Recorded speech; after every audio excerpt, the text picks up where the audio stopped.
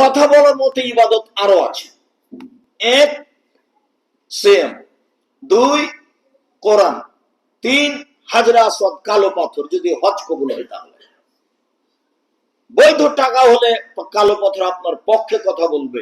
এই জন্য যে আগে মানুষে বলতো যে চাকরি করা টাকা কেমন, যে টাকা আমার বাপের জমি কিছু ভাগে পেয়েছে, ওটা বিক্রি করে যাব, ওটা কিন্তু তার হিসাবটা ঠিক আছে। ও পৈতৃক সম্পত্তির উপরে তার ভালো ধারণা, এবং ভালো ধারণাটাও তার ভালো। আমি মনে করি যে এটাই ভালো। পৈতৃক সম্পত্তি যেটা ভাগে পেয়েছি সেটা বিক্রি করে হজে যাব, তার মানে হজ কবুল হলে কালো পাথর বিচারের মাঠে পক্ষে কথা বলবে, আর না হলে তো গেছে, টাকাটাও লস। আর অনেক বিদাত তার সাথে জড়িত। আর একটা হলো আঙ্গুল। আঙ্গুলে তাসবি গণনা করলে আঙ্গুল কথা বলবে, ভুলেও কোনোদিন তাসবি দানায় তাসবি গণনা করবেন না।